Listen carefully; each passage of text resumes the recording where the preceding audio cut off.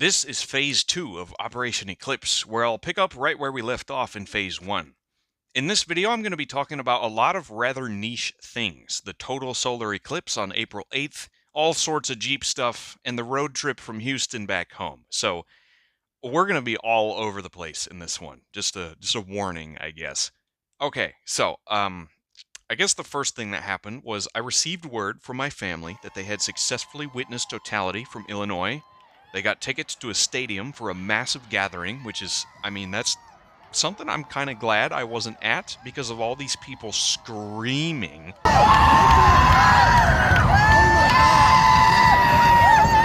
One of the things I think that makes totality special is how quiet it is.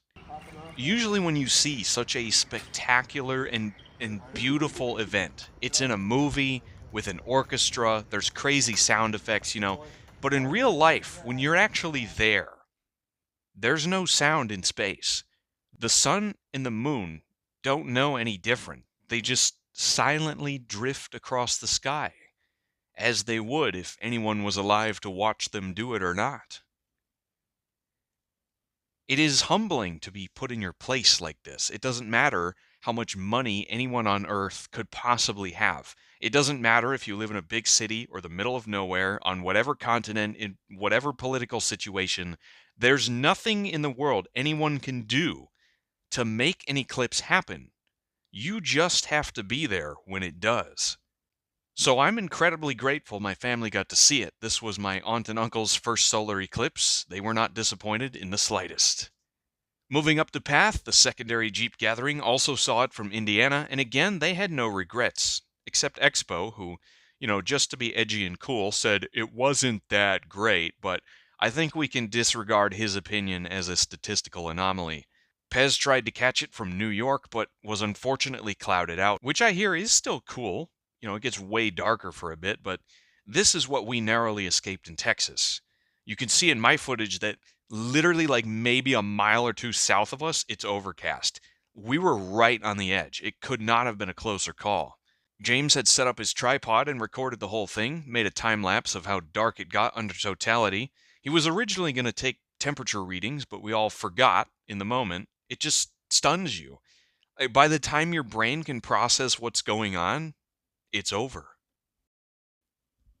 But back at Taco's couch, I had no plan. I literally had no idea what to do with myself for the first time in a long time.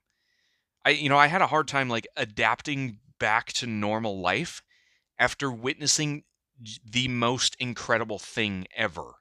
Like, how can I just experience the most immensely surreal anything ever and then go back to like, oh, I gotta pay taxes and get a job? So me and Taco just binge watched the entire Harry Potter series, the first 6 of them. I had never seen any of them before, but now I have, so that's good. Still got to finish the last 2. No spoilers, please. But so far, my favorite was the Chamber of Secrets, so yeah, that was cool. But anyway, after a considerable mental effort, I decided to actually go do something. So I have these loaves of bread, right? Stay with me. This bread is called English muffin toasting bread. And as far as I know, they only sell this bread in Wisconsin. That's the only place I've ever found it in. If anyone knows of anywhere else to get it, please let me know. Okay, so this bread is my dad's favorite bread ever, and they don't sell it in Florida. So I was going to give him some when we met up for the eclipse. Problem is, we didn't meet up. So now I have this bread, and I'm like, well, guess I'm going to Florida. Now, on the way to Florida from Houston is Baton Rouge, where Calvin's from. This trip was the first time I'd met Calvin, and we didn't get much of a chance to do anything. It was just chaos with the eclipse, and then I had to leave immediately. So I'm going to go meet up with Calvin on the way over, and also stop in Tallahassee to meet up with some fans of the channel who doxed me. Not really. But yeah, this couple found me through the internet. And Jenna, this random person I've never met or heard of before, was like, hey, my husband just bought an XJ. You should totally come over and check it out. And I was like, okay, sure. First, I found Calvin, and we went to Waffle House, of course. And he has a refrigerator with a screen on it. Look at this. Let's watch Heat Mirrors. The Torx big conspiracy. Is there ads on a refrigerator? Look at this. It's future Calvin watching Operation Eclipse on a fridge, bro. How do you beat that? Could you play Skyrim on this? I actually kind of want to. And I also checked my analytics to see like if any of my viewers are from a Samsung smart fridge, and I don't think they track that, unfortunately, but that would be an interesting metric to measure. Calvin lives in a mansion. It took him like an hour to give me a brief tour of the place. But then we went downtown, checked out the pretty city lights. Look at that bridge over there. Look at this boat. Look at that other boat. Look at all these flags and that building thing. And there's a castle over there.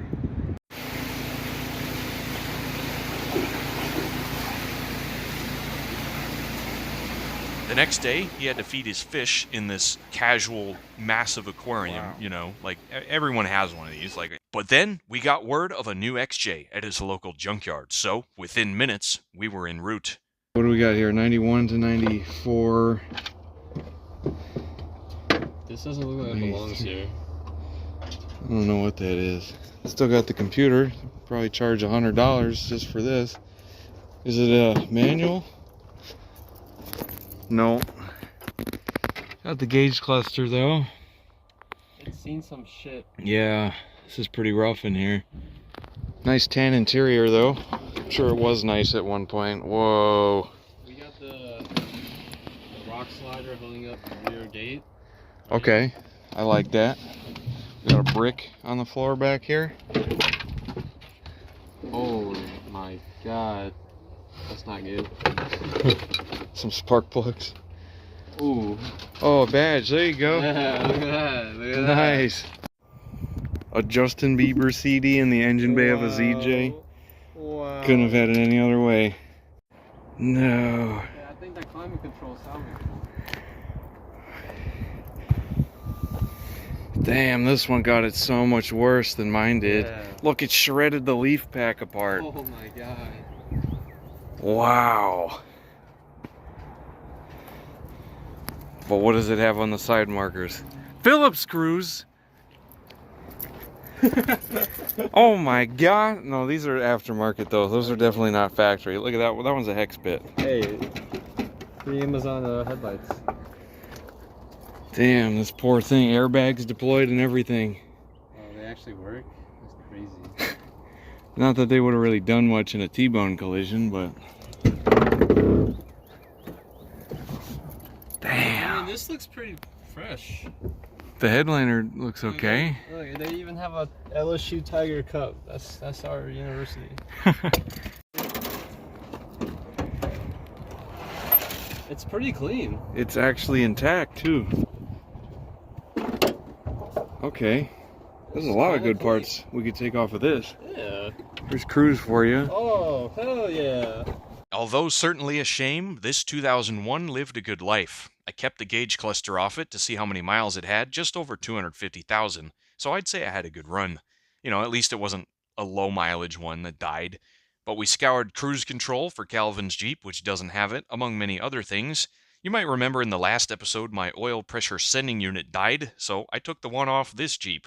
I think they charged me like $5 for it. Way better for an OEM used one than a shitty aftermarket one for $40. I'll put that sensor in at my next oil change. Calvin also got the backing plates off of Liberty for a disc brake swap, and spending all this time in a junkyard, he was reminded of his old XJ. He bought a 1988 from California a while back and drove it all the way to Louisiana, just to get run over by a semi as soon as he got here with it. Damn. He's been working on parting this out. There's a lot of good pieces left. You can find him in the Cherokee XJ Discord server if you're interested in anything. It's a Renix, so I wondered if there was anything I could get for the bastard truck. Erilyn had informed me of the existence of an ashtray light. This, if real, would be a game changer. Oh yeah.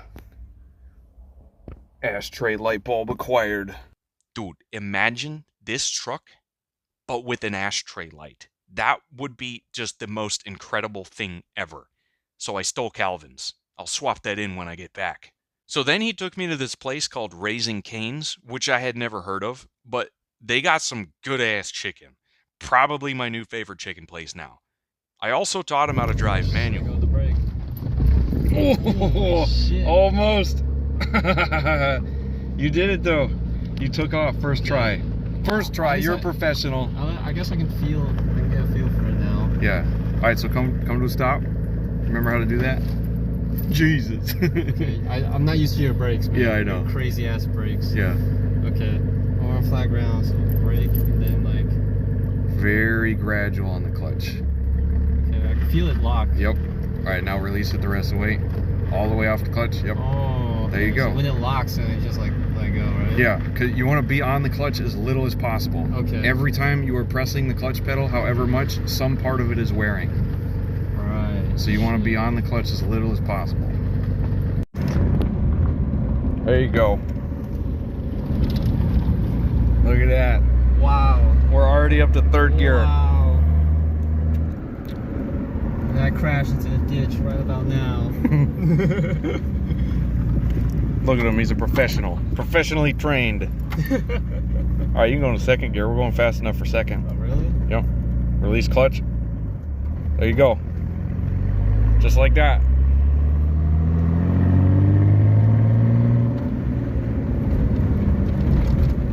Yeah.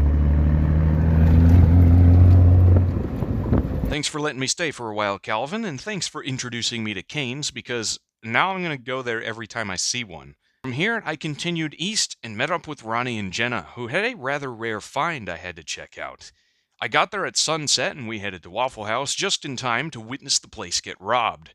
Okay, so we were eating when some guy gave the cashier a fake card and then just walked out. They tried to stop him, but he just left and drove away in this relatively conspicuous 2017 plus Honda Ridgeline that my camera wasn't good enough to get the plate from.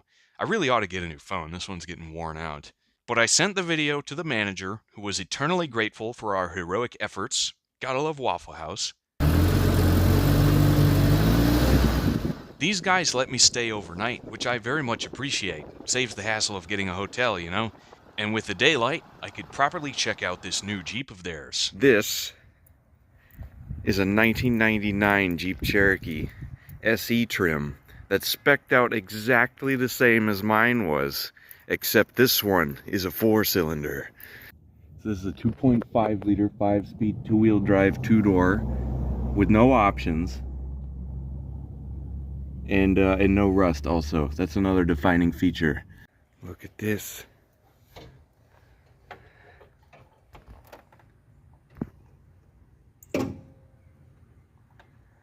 It's a real 4-cylinder.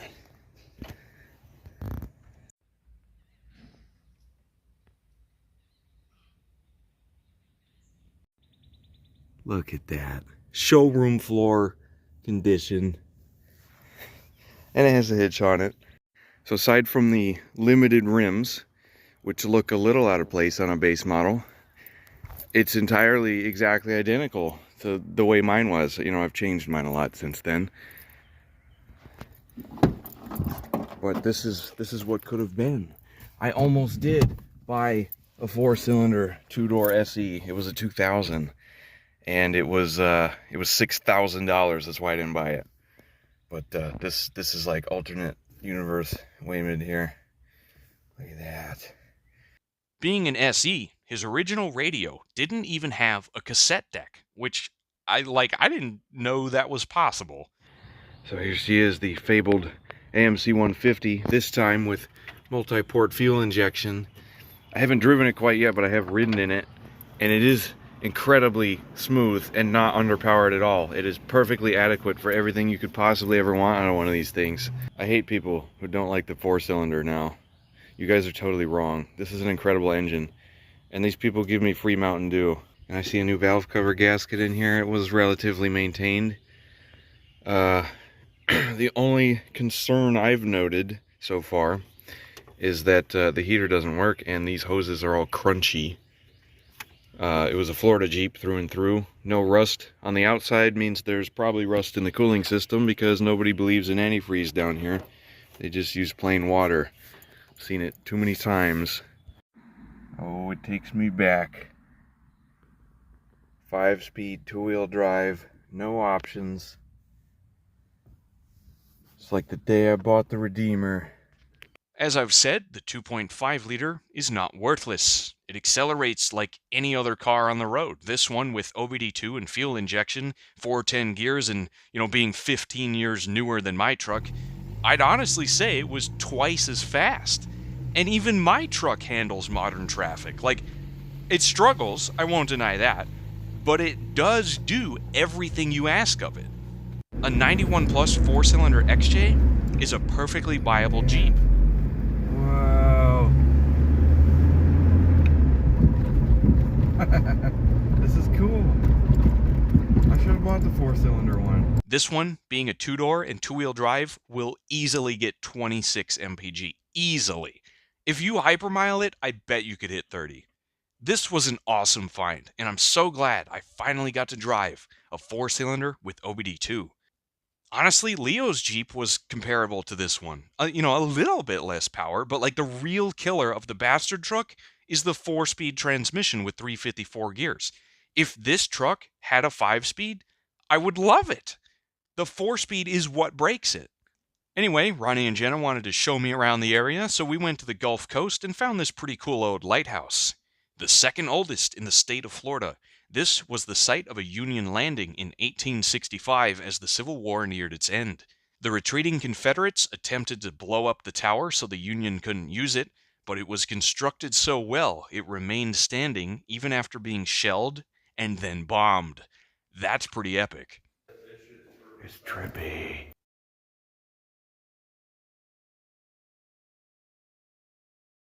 Look at how far you can see.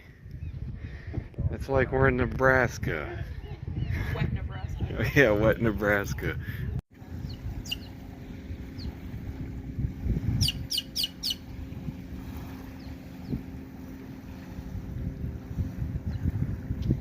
But from here, it was back to my dad's house.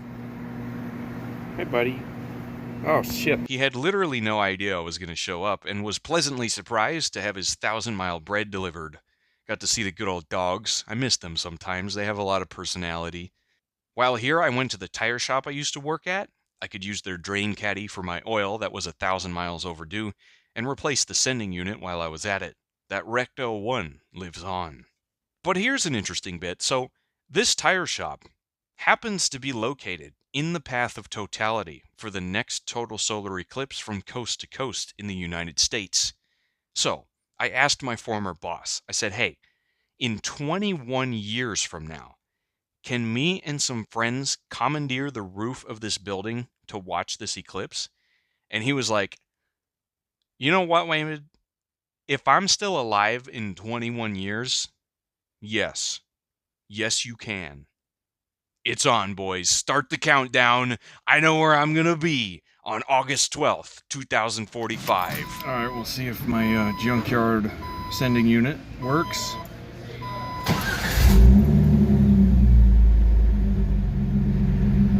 Hey, look who's back.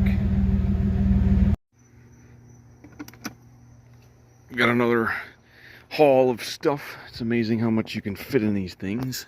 I began heading back north to Wisconsin, but was redirected by an XJ distress signal in Alabama. Former President George Bush had a no-crank condition on a 1992 and wasn't able to trace down the cause. I was going to be heading in that vague direction anyway, so I figured I could reroute and possibly help him out. On the way over there, I saw a sign that said Bird Dog Statue, and I was like, what the hell could that possibly mean? It's a bird dog, like a hunter dog, that would catch birds people shot down back before the town existed. Truly a spectacle to behold. It's also in the middle of the street. So here we got a 1992. Very clean example. Very well optioned as well. But it doesn't start. I'm not very familiar with the HO years. Okay, yeah, fuel pump definitely primes. as if it's a dead battery. That's what that's acting like. Yeah, go ahead. Just to make sure.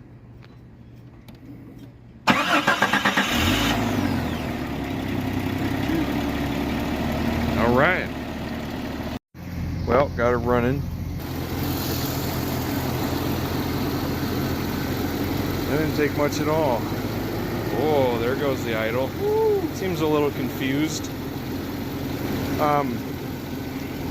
When you turn the key to start and everything just shuts off, like the dome lights and everything, it's usually because there's not a good connection with the battery. So all I did was tighten the battery terminals. Bingo, just like that. How do you think I feel? I don't know. You never tightened the battery terminals on it? I had done it.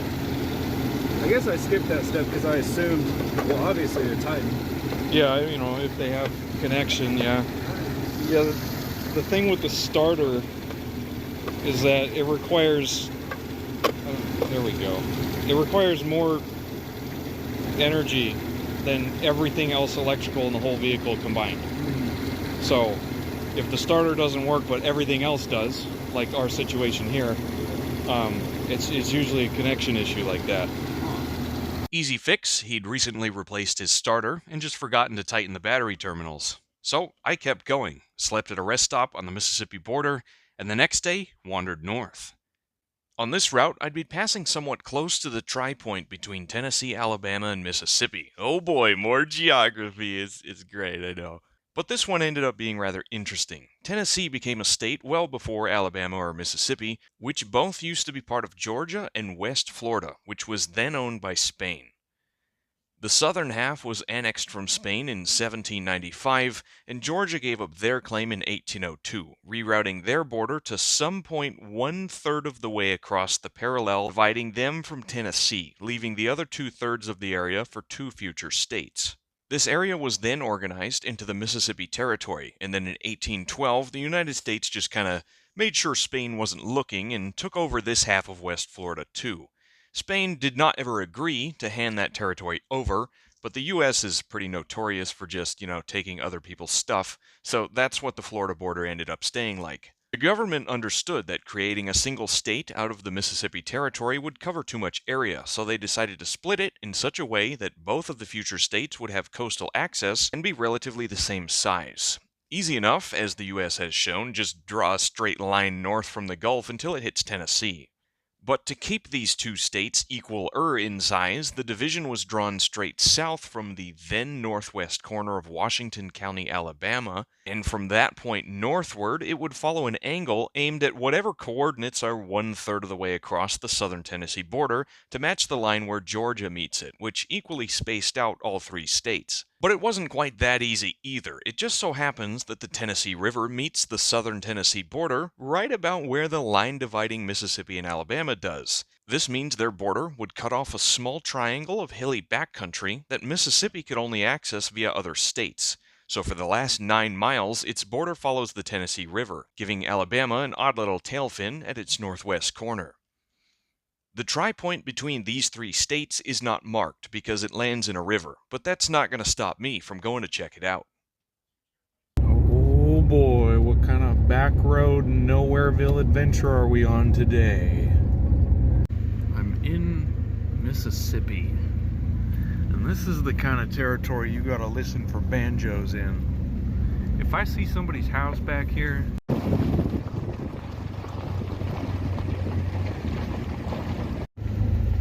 according to my calculations, there should be a left turn at a split in the road right around here. Ah, look at that. Zippy? In remembrance of Zippy? Huh.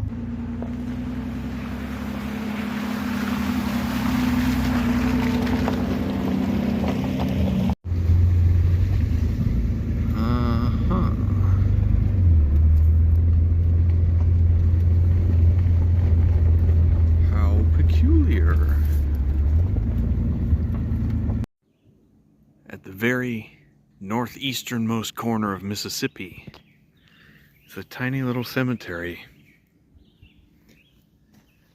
Samuel and Elizabeth Johnson, 1996. I don't know who those people are, but it's a little peaceful hideout sort of spot. Wonder what's over here. Well, it's split into 4 lanes. We have like 4 different challenge levels of off-road obstacles here. We have unknown depth mud pit. We have vines and big log. We have moderate depth water pit, and we have tree root half water pit. So I guess it's I don't know. I don't like any of these options when I'm out here alone. So that is actually really deep. That is like freshly wet. That's a lake. I can't drive over that log. I was gonna shoot for this path, but because of that tree root, it would tilt the Jeep this way, and all of the weight would be in that mud puddle. I'm sure an XJ could handle all 4 of these paths, no problem, but I'm in the middle of nowhere by myself. And I already know what it's like to be stranded in Mississippi, so I'm not gonna chance it. I'm not all that far away from the water. I'm just gonna walk the rest of the way. Ain't nobody out here. Oh man. Yeah, the farther I walk down here, the more glad I am I didn't take the Jeep. I know somebody's gonna be like, come on, WAEMID, it's a Jeep. You gotta go off-roading. If I had a squad of Jeeps with me, absolutely. Oh yeah. Found some sort of a mile marker. I don't know where this trail goes. It seems to be kind of curving off to the west. The water is right down here. You can see it, and I'm on some sort of a mountain. Not a mountain, but you know, like a big hill. So I don't think this trail is going to lead me to any waterfront access. This is north. Just through the trees you can make out a big old resort building over there. The other side of this river is still Mississippi, but it's an exclave. In order to get to that resort, you have to drive through Tennessee. The marker, the tri-point, is in the water just over here. I can't like get any closer. I didn't think this would be so hilly. Like, I'm pretty high up right now. But the trail stopped going north and it turned like southwest. So I'm gonna try to go around to the other side of the river and see what I can find up there. Be advised, I just got a new dashboard light. Initiate panic mode. Oh, never mind, we're good. De-initiate panic mode. Oh. Somebody does live here. No trespassing. Oh, somebody used to live here, maybe. I don't see any evidence somebody's there right now. Anyway, goodbye.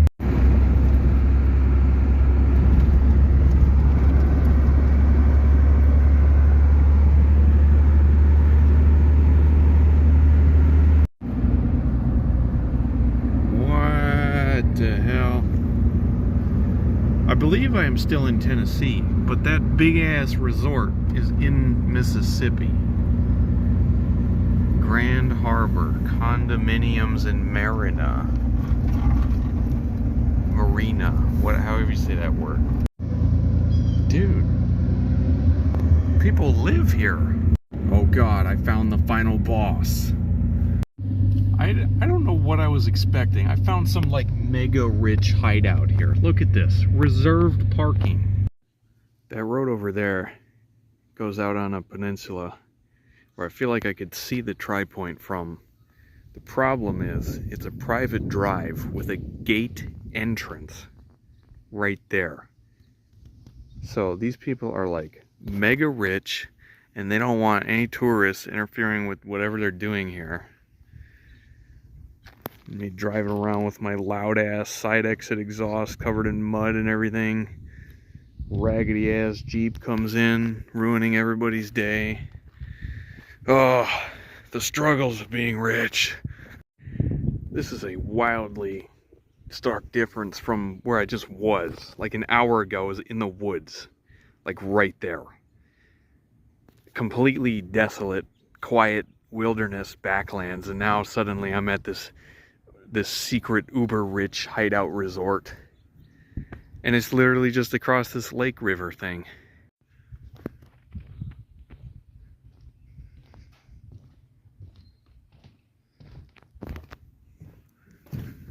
Let's see how far I can get in here. A whole bunch of turtles just jumped in the water. I scared them. Man, look at this. I feel like a secret agent, like undercover, peeking behind the scenes in The Wolf of Wall Street. There's really nobody out here. It's pretty quiet.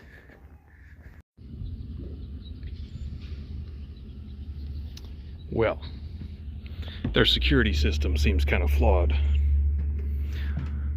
I got around that gate by just walking down the dock. Look at this. It's a paddle boat. And I think this is pretty much as close as I'm gonna get. You know, all I had to do was trespass on rich people's property. Oh no. But the tri-point is like right there-ish. That's Alabama, that land over there. That's Mississippi. And I'm standing in Mississippi, but Tennessee is like literally 1,000 feet this way. So yeah, there we go. That's another tri-point down. I'm just gonna walk out of here like I own the place, and nobody's gonna bat an eye. This kind of looks like a COD map, like a multiplayer map of some sort. Like we got this valley, and it's surrounded by big ass buildings. This would be a cool area to play like a multiplayer game in. I feel like a little bit of deja vu, like maybe I've seen this place before. As I'm walking around in my pajama pants, pointing my phone at everything. I don't look suspicious at all. Alright everybody, here's live footage of this gate that impaired me from going back there. Whoa. So I kept heading north, ignoring Google Maps' extremely helpful and necessary alternate routes, and found a familiar place in Tennessee. Anybody recognize this place?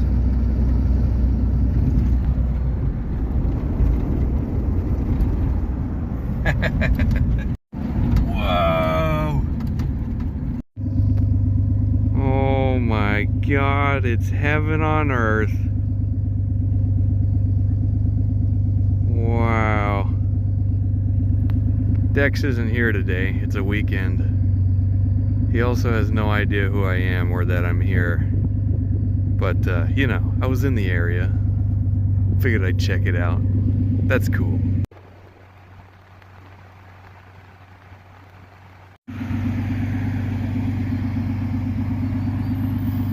Man, I could not stop at this abandoned old gas station. Look at this, man. This is cool. An old mechanic shop, gas station at the sunset. I thought it'd be a perfect photo op. From here, my route reconnected with the way back, but I had one last person to meet in southeast Missouri. Alright, so pretty much everybody thought I used an AI voice changer for my last video where I put the heated mirrors on. To those people, I raised to you this question. Who's holding the camera right now? Mary Poppins, y'all.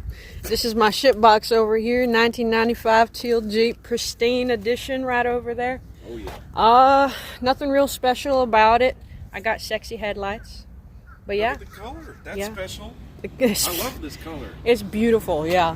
We got Dunkin' Donuts too, right here. Yep. That's what brought us together today. Dunkin' brings us together in this fine church on a Sunday. Yeah. All That's right. the first time I had been to Dunkin'. I didn't know what I was doing. And then can I get a large iced latte? Did you want a flavor in it? No. Okay, that's fine. No big deal. And then can I throw in 2 strawberry frosted donuts? Of course. Can I get you anything else today? No, that'll be all. All right, 1173. All right. I was like, can I Yeah. get a breakfast wrap? And she's like, what kind? It was a good experience. And I'm like, I don't know. Did you actually? Did she like put you on the spot there? Yeah, I said, I don't know. And then she kind of laughed and then explained the options. So I got a sausage one. I don't know if that's okay. Yeah, I'm cool with that. I'm not Okay. picky. But yeah. Good day. Show them Shipbox Edition. Shipbox edition That's right great. there. I got to keep my license plate out of it. Yeah, Not that it matters, but I can always crop that out. All right, Mary Poppins. I've just spotted something extraordinarily rare in the cargo area of this XJ oh lord. that I don't think you even are aware of. No, that's for the spare tire. That's right. What's up? These things, Oh, what do they do? these little tan bracket things, are for the cargo area cover that sits back here. Like it goes, yeah, like a privacy cover. For some reason, that was a thing. If you could sleep under it, you can hide. You can Sure. hide the bodies under it. Right, if you can fit a body under there, yeah. But you know, with the seat up, Mhm. and this, it was like a tarp. It was like a plastic tarp that sat here, Really? and I've never seen one before. But you have the brackets for it. So you'd have like a rod going across? Yeah, And then another like a one over curtain, there? sort of. Yeah, That's cool. interesting. I'll have to look into that. Yeah, you might I try wonder to why track they're that tan. down. Are they supposed to be tan? I feel like they'd be gray for this car, unless it's just. I don't know. Maybe somebody put those in. Maybe it's aftermarket. I've never seen a factory This is such a one. mysterious car. Yeah. The mysteries of a used vehicle, yes. For real. Pretty countryside, clear skies. Oh shit! All lanes open? Huh, that's a bit of a weird sight for Illinois. But alas, I returned home, and Operation Eclipse officially came to a close. Now I would spend an entire week of doing nothing but editing, because there's a lot of character development that's happened since the last episode with the bastard truck. I finally moved into an apartment with a roommate, so now my parents can no longer be disappointed in me. The problem is, said roommate instantly bought a non-running 1975 CJ5 for no reason, and guess whose job it is to fix it?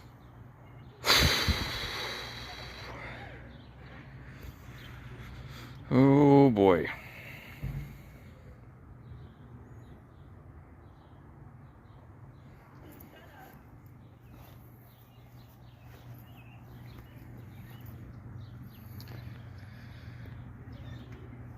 It's been a lot of work on this already. This rust bucket hasn't run in 30 years. It's a 258 with a 3-speed, and it's got a long way to go, especially because we can't have non-running vehicles in the apartment parking lot, as outlined in Section 3 of our lease agreement, so that's fun. But anyway, there was one more thing I had to do. Alright, here's the deal. Bastard truck with some authentic 80s cigarettes in the ashtray. This hole up here is for the ashtray light, but it doesn't have one. However, it does have the connector for it. Alright, and this, I am told, comes on with the running lights, like the dash lights. Yeah! Oh my god, it works! Alright, there we go. Simple project. Just gotta take this bottom dash piece off. And there's only a single screw up in the top. And then there's a little pin. That's what that other hole is that the camera refuses to focus on. And that's all there is to it. The connector's already there. And now whenever I turn on the headlights, the ashtray light comes on. There we go, boys. I've just tripled the value of this truck. And when I finally had time to edit all this, we had that epic solar storm that had aurora visible all the way down in Florida. Now, being in Iowa, me and the roommate didn't have to drive far to get away from light pollution, and what a spectacular show it was. As discussed earlier, my phone camera sucks ass and could barely pick it up, so I don't have any video footage, but we did get some epic pictures. Now, Aurora Borealis is not something I'd ever thought I'd see in the continental United States, but it looks exactly like it does in Skyrim. Like, whoever made Skyrim had clearly seen the Northern Lights before. I cued the soundtrack and we watched in awe in the middle of some field.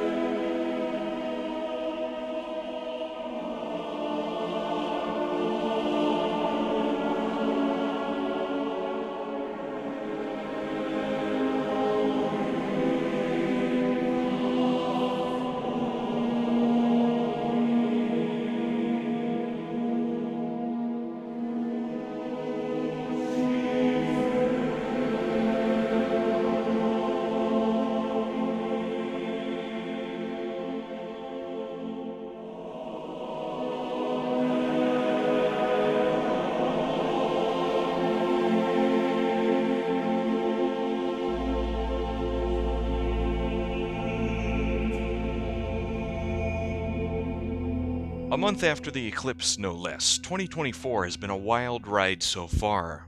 Now, having seen both, the aurora is breathtaking, and I can't imagine how much better it'd look in a place like Alaska. But compared to totality, it's pretty much nothing. Now, I don't mean that as an insult to the aurora, but it's impossible to elevate the experience of a total solar eclipse on enough of a pedestal. I'm gonna do everything I can to see every one I can for the remainder of my days. Thank you all for watching, and I'll see you in 2026 on the north coast of Spain.